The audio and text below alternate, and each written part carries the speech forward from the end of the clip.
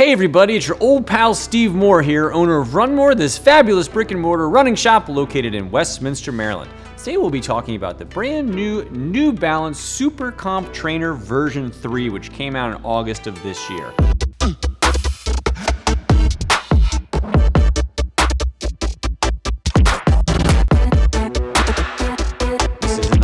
New release from New Balance, and it's really stepping up the game of across the line on all their FuelCell SuperComp line, and we're very excited to try it. I was just actually talking to somebody here at the shop, and I actually think I've run in every single FuelCell that they have put out, going back to the original Rebel, all those iterations, all the SuperComps, all the SuperComp Elites, so I consider myself a pretty good expert on this line. So I was very excited to try this because, quite frankly, we have seen some really good stuff from New Balance this year, and we were really excited to get this shoe in, and I was really excited to try it because this is one that, while I have run in a ton of different New Balance in the FuelCell line, I haven't always loved every version of it. But the way things have been going with New Balance this year, I had high hopes for this, and I was excited to try it. So let's get into some of the nitty gritty before we break down our thoughts on this shoe. So this shoe is $180. On the men's side, it weighs 9.1 ounces, and on the women's, it's 7.4 ounces.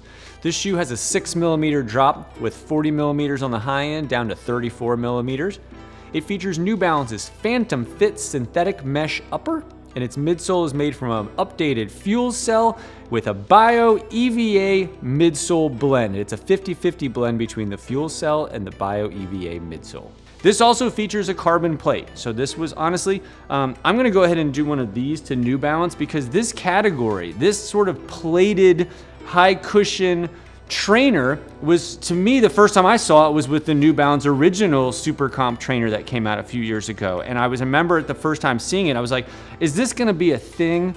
Are people gonna wanna spend $180 for a shoe with a plate that's not really meant to be raced in? Like, just conceptually and where it fall on like the shoe line behind me of like categories that we had seen, and really in running shoes, like there's pretty distinct categories of cushion and performance and such. And this shoe, sort of the original SuperComp, fell in like no man's land, and New Balance sort of invented a category. And in the last 2 years, we've now seen a bunch of brands put out shoes in this category. Coincidentally, New Balance is the only one who has really stuck to a carbon plate in this $180 category. You know, when you're looking at the competition out there, there's now stuff from all of the brands out there in this point, but really none of them use a true carbon plate. There's plastic, there's nylon, there's a bunch of different sort of knockoff versions of it, but they're still holding true with the carbon plate in here. And honestly, they've actually tinkered with it, each iteration of it, to make it a little more snappy and a little bit more efficient. And really the updates on this shoe, each one has gotten just a pinch better as we've gone. And this to me was the best one that I have run in. You know,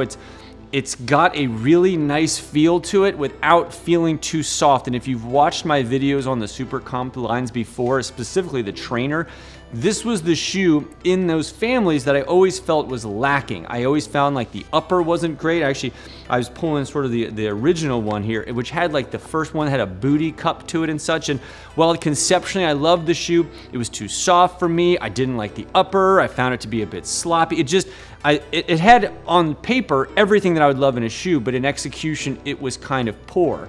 And each one has gotten a pinch better.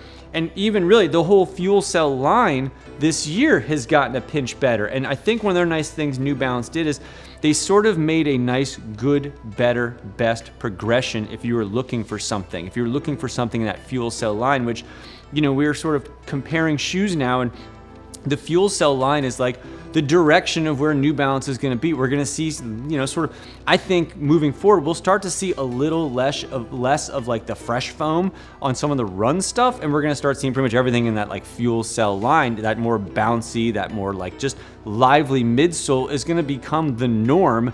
And stuff that's just like a traditional fresh foam might be sort of just like the average everyday walking shoe or sort of sloggy shoe. But most people that are going to be running in these shoes, I think are going to start finding that they're going to be pulling more stuff in that FuelCell line, and New Balance will probably start making more stuff that's more FuelCell specific. But what they have done in their good, better, best categories is each level has more of the FuelCell and less of the EVA blend. So if you're just sort of looking at like 3 different tiers of the New Balance stuff this year. You have sort of your intro price point at $140 Rebel, which is super light, has a little lower stack height to it, nice and poppy. It's a great introduction with 20% fuel cell and 80% of an EVA blend.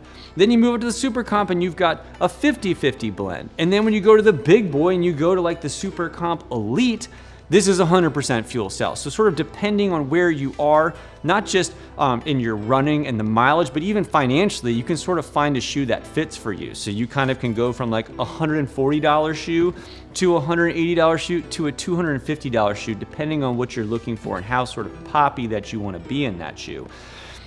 The only thing that sort of surprised me when I was looking through the good, better, best on these shoes is I found that the SuperComp actually had the worst of the uppers. You know, they're all calling them the Phantom Fit, but this is definitely much heavier than what you're finding on the Rebel. You know, this is one of those shoes where you can kind of see your socks in it.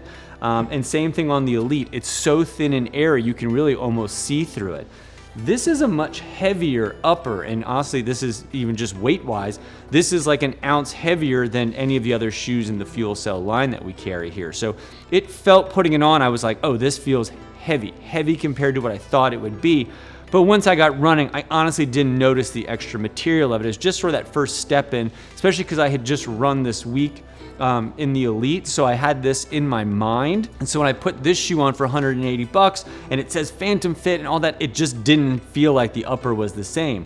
But the fit was great. I found that I've been having a lot of foot stuff, a lot of bunion stuff. This shoe, the upper, the width of it was fantastic, and my foot was very happy the whole way. When I first started going in the shoe, I did notice some of the same just out of the box things I noticed on the Elite version, which was just a little bit of a dead spot through the forefoot. I don't know if it needs a little launch pad. I don't know if I needed a little metatarsal pad in there, but it just felt like I could use a little more pop through the forefoot. But I will say, just like I noticed in the Elite, the longer I ran, the less I was sort of aware of that.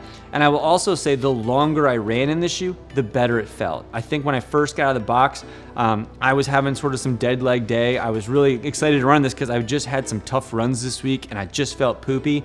And I wanted to put a shoe on that would make me feel much better. And I was slogging at first. I was aware of the forefoot and the shoe felt heavy.